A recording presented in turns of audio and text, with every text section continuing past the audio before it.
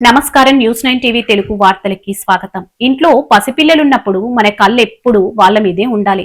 రెప్పపాటు కాలం ఏమరుపాటుగా ఉన్న ఆ క్షణిక నిర్లక్ష్యం జీవితాంతం తీరని శోకాన్ని మిగిల్చొచ్చు. ఇక్కడే కదా ఆడుకుంటుంది, ఏమవుతుందిలే అనుకుంటే జరగరాని ఘోరం జరిగిపోవచ్చు. ఈ మాటలు ఎందుకు చెబుతున్నానో అర్థం కావాలంటే ఈ షాకింగ్ ఘటన గురించి మీరు ఖచ్చితంగా తెలుసుకోవాలి. కేవలం 2 ఏళ్ల వయసున్న ఒక పసిపాప అమ్మా నాన్నల కళ్ళు గప్పి ఎవరికి తెలియకుండా ఏకంగా ఒక పబ్లిక్ బస్సులోకి పాక్కుంటూ వెళ్ళింది. ఒకసారి ఊహించండి, ఆ రద్దీలో ఆ చిన్నారి బస్సు టైర్ల కిందకి వెళ్లి ఉంటే పరిస్థితి ఏంటి?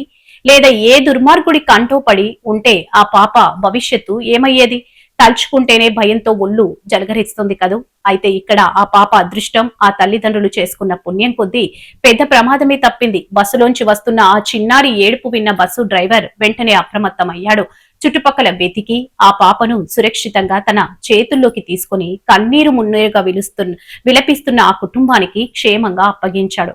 ఇక్కడ బస్ డ్రైవర్ సమయస్ఫూర్తిని, అతని మానవత్వాన్ని మనం ఖచ్చితంగా మెచ్చుకొని తీరాలి.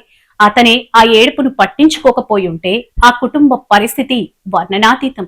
కానీ అసలు ఆ పాప ఇల్లు దాటి బస్సు ఎక్కేంత వరకు తల్లిదండ్రులు ఏం చేస్తున్నారు అనేది ఇక్కడ మనం వేసుకోవాల్సిన అతిపెద్ద ప్రశ్న. దయచేసి పేరెంట్స్, ఇది మీకో హెచ్చరిక. పిల్లలు నడక నేర్చుకుంటున్నప్పుడు, పాకుతున్నప్పుడు వారిలో క్యూరియాసిటీ ఎక్కువగా ఉంటుంది. వారు ఏది ప్రమాదం, ఏది సురక్షితం అని తెలుసుకోలేరు. వాళ్ళను కాపాడుకోవాల్సిన బాధ్యత పూర్తిగా మనదే. ఇంట్లో ఉన్నప్పుడు మెయిన్ డోర్లు, గేట్లు ఎప్పుడూ మూసి ఉంచండి. పనుల్లో పడి పిల్లల్ని గాలికి వదిలేయకండి. వాళ్ళు ఎక్కడున్నారు, ఏం చేస్తున్నారు అనేది ఎప్పటికప్పుడు గమనిస్తూనే ఉండండి. మీ ఇంట్లో చిన్న పిల్లలు ఉంటే ప్లీజ్ బీ అలర్ట్.